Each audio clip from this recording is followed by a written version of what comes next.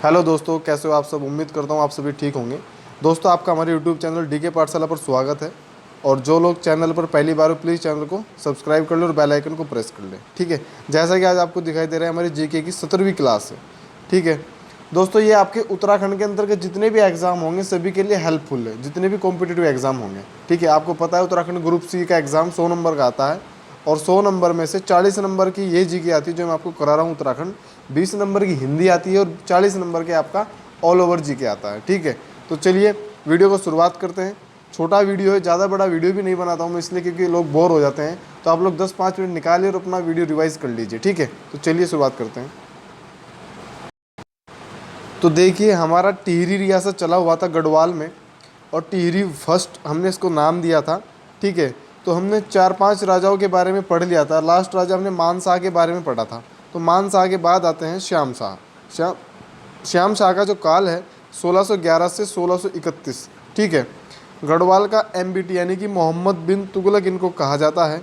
इन्होंने शिरोमणि ग्रंथ की रचना की और जहांगीर ने इन्हें हाथी घोड़े उपहार में दिए। मोस्ट इंपॉर्टेंट है, कई बार पेपर में आया क्वेश्चन कि जहांगीर ने किस पंवार राजा को हाथी घोड़े उपहार में दिए, तो आप बताओगे श्याम शाह को। ठीक है, और एक और बात मैं आप बता दूं, नोट करते चलिए जो मैं आपको बताता हूँ।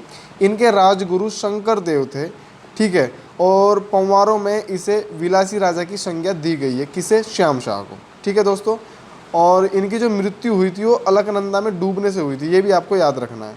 ठीक है, और आगे चलते हैं। इसके समय सती प्रथा का प्रचलित थी। सती प्रथा क्या होती है?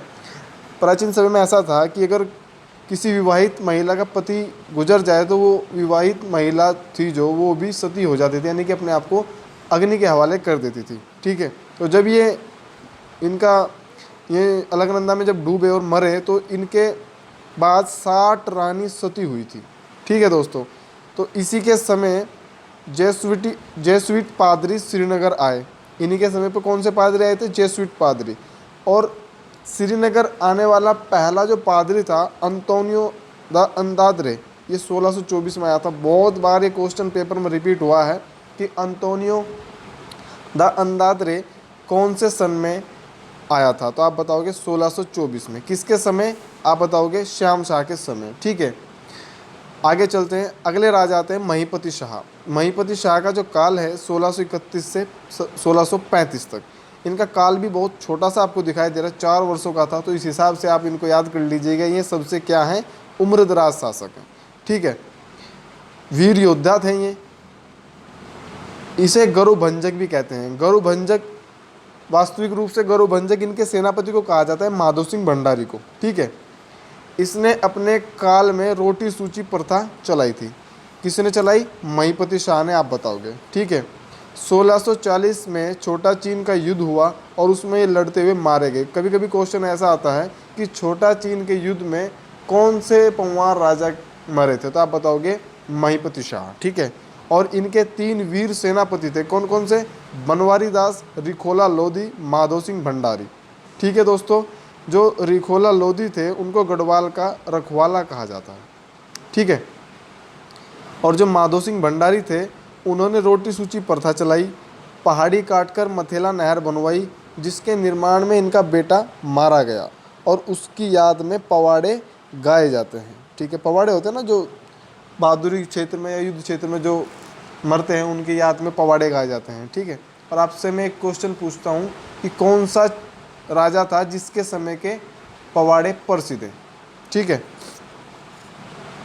आगे आएगा ये क्वेश्चन। वैसे इसने सर्वप्रथम जोनियागढ़ का किला जीता। जोनियागढ़ का इन्होंने किला जीता था। जोनियागढ़ का इन्होंने किला जीता। ठीक है, और हत्या तुमुल युद्ध हुआ सतलज के किनारे।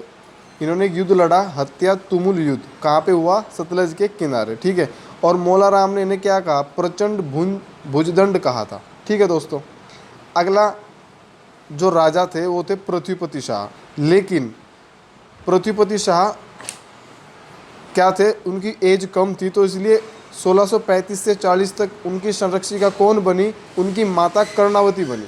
ठीक है, इन्हें नागकटी रानी भी कहा जाता है। नागकटी इसलिए कहा जाता है क्योंकि जब ये संरक्षिका थी तो मुगलों ने जब हमला किया तो इन्होंने उन सब की नाक कटवा दी थी, ठीक है। तो तब से इनका नाम नाक कटी रानी हो गया था, ठीक है। पृथ्वीपति शाह की एक कौन है, संरक्षिका थी, ठीक है। इन्होंने नवाजत खां को पराजित किया और इसके कारण इन्हें क्या कहा गया, गोंडवा की रानी दुर्गावती से इनकी तुलना की जाती थी, ठीक है दोस्तों। कर्णावती ने देहरादून में कर्णपुर नहर जो राजपुर रोड पर है तथा मवाल शिव महादेव मंदिर की मरम्मत भी करवाई थी, ये भी आपको याद रखना है, ठीक है। अगला जो पॉइंट है, अगले जो राजा हैं पृथ्वीपति शाह। पृथ्वीपति शाह 1640 से 64 तक आपको ये याद रखना है, ठीक है।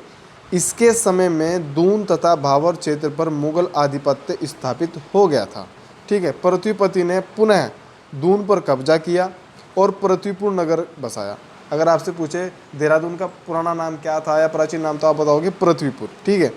पृथ्वीपति के पुत्र मेदिनी शाह ने पिता के विरुद्ध, पृथ्वीपति का जो एक पुत्र था मेदिनी शाह, वो पिता के विरुद्ध गए और उन्होंने सुलेमान सिकोह को औरंगजेब को जाकर के सौंप दिया, ठीक है।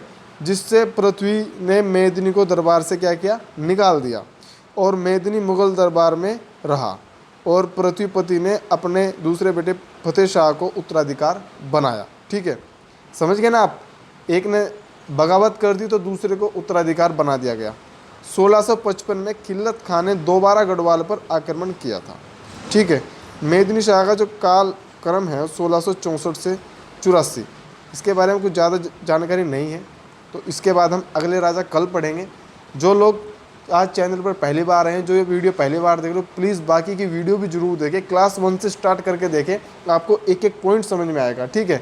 और प्लीज़ इसको ज़्यादा से ज़्यादा शेयर कीजिए, सब्सक्राइब कीजिए, ठीक है, और लाइक कीजिए। और 2-3 क्लास साइंस की भी आपकी हो गई हैं, और साइंस की क्लास भी आपके हर एग्ज़ाम के लिए सही है, आप उसको पढ़िए, उससे जितने भी क्वेश्चन आपके बनते हैं उसके नोट्स बनाइए और ज़्यादा से ज़्यादा शेयर कीजिए, ठीक है। तो चलिए दोस्तों, आपसे विदा लेते हैं। थैंक यू वेरी मच और अपना ध्यान रखिए, ठीक है। Thank you very